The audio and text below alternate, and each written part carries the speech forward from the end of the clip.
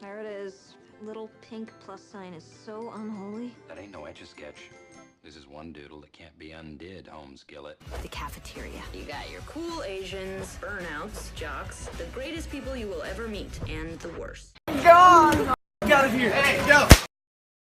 Again, I'm with Julie and I'm going to be asking a few questions about teenagers and their stereotypes. So firstly, what do you think of teenagers? I like teenagers. I think they're a real mix. You get some funny people, loud people, but that's just the rich tapestry of life. Yeah, like a melting pot. Yes. And firstly, do you think it's fair how the media portrays teenagers? Because mostly we always see stories of negativity about teenagers. Do you think that's fair? No, I don't think it's always fair. There is a perception perhaps that teenagers are unruly, and if you see a group of teenagers that can be quite intimidating, perhaps, standing at the bus stop or whatever. And so I do think they sometimes get a really bad press. Speaking of which, why do you think the media portrays them in a certain way? I'm not sure, because I think there are some bad apples, clearly, but I think the use of technology plays a huge part in that, whereas perhaps when I was younger, bullying occurred or people would be, in person. yeah, they'd be called names, it would happen in person, but now a lot of that, even if it's physical, is recorded on phones and uploaded onto the internet. And so I think we're seeing more bad behaviour perhaps than we did before, but I don't think it's any more, I just think that we see it more. Yeah, so speaking of technology, do you think if there was no technology, the attitudes of teenagers would be a lot more positive? Because, like you said earlier, for example, if there was a fight between two people, people wouldn't jump in there, just record it. So do you think technology is the reason why teenagers' attitudes have shifted over the years? I think it's got something to do with it, but I think it's wider than that. Technology's played a huge part in that, in the recording and distributing of awful fights and things like that. But also, online, if you're online and you get a like on a photograph or a like on a post, it sets a chemical reaction in your mind, and that chemical reaction is as addictive as cocaine. It gives you this hit of dopamine. So people love that and they crave it. So they're living their lives online more than perhaps they did when I was younger. We had one phone in the house and that was it, and you used to have to put 10p at the side to be able to make a phone call. Whereas now everything's online. Yeah. So considering you've been a teacher, how long have you been a teacher? About 4 years. So considering you've been a teacher for 4 years, have you noticed any shift in attitudes from the time when you were started a teacher to what you're like Yeah, now? huge difference. And I think technology plays a part, and I think energy drinks plays a part as well. You can tell a class from the minute they walk in if they've had energy drinks before they come into class. Yeah, and also speaking of teenagers' attitudes, do you think it's solely down to technology and drinks? Do you think it's like it can be taught at home? For example, if there's a bad kid, do you think that's taught at home? Not always. I think when you say a bad kid, what do you mean? Like a bad kid, so someone who's like violent and just like a genuine horrible person, like for no reason. That they might be being violent and horrible because they are distressed themselves, or that they've got a lot going on themselves. And I think the stress that young people feel now is massive, and it's hugely different in sort of the last 5 to 10 years than it's ever been before, and young people are under a lot of stress. Speaking of how the media portrayed them earlier, do you think that the media do it on purpose, like show us in a bad light on purpose, or do you think it's just a coincidence? Like it's like there's a scare campaign for teenagers? No, I don't think that's the case, but I think news editors can be quite lazy. So if they see an image, they see some footage, and it's a news story presented to them, then they're going to run it. And with the prevalence of social media, I think we're just getting more examples of it, but I don't think it's increased particularly. Yeah, so thank you for answering some questions. We really appreciate it. You're welcome. Here with John, and he's kindly came in to answer some of mine and Patch's questions from our questionnaire that we did, and it's about teenagers.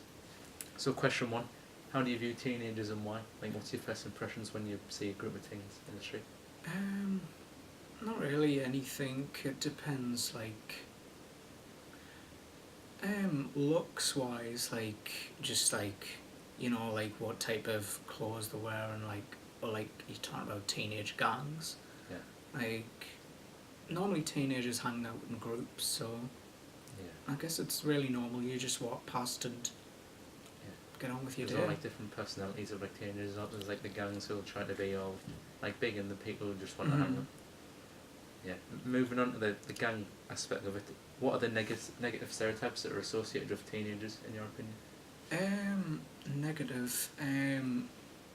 Well, a lot of teenagers, like, you know, they like partying, they like having fun, so like drugs, alcohol, and stuff like that.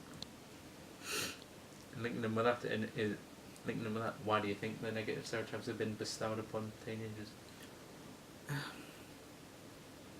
don't know. Yeah, too many reasons in there. Moving on to a more positive note, do you think there's any positive stereotypes that have been braced upon teenagers?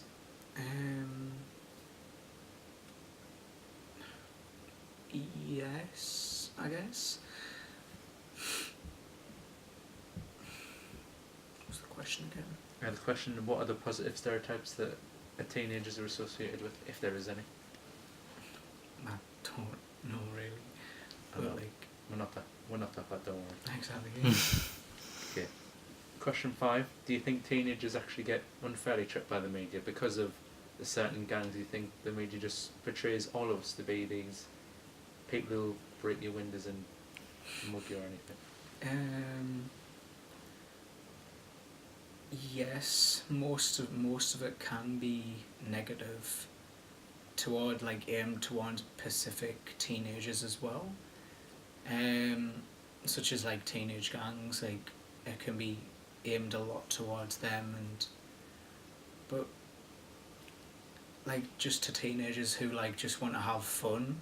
In the end of the day, like it also has impact on them. Yeah, so like they get falsely labelled this thing, so Yeah. creates a negative stereotype.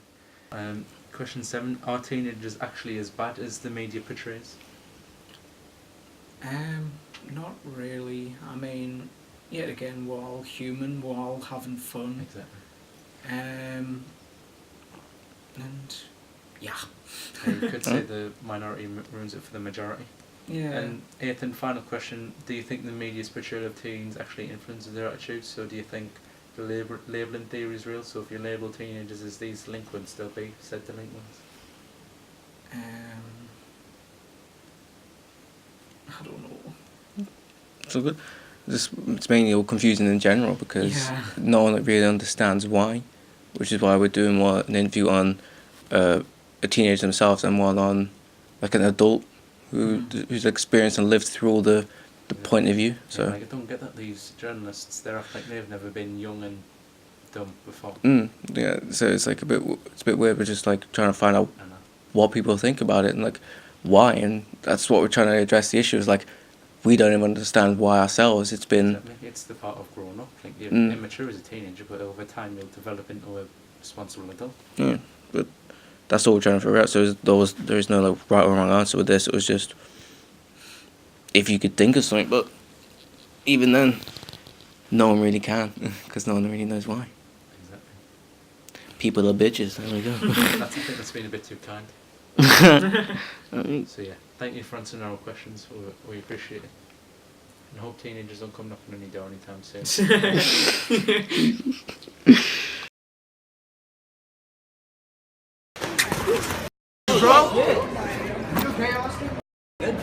Trying to jump a blind kid, bro?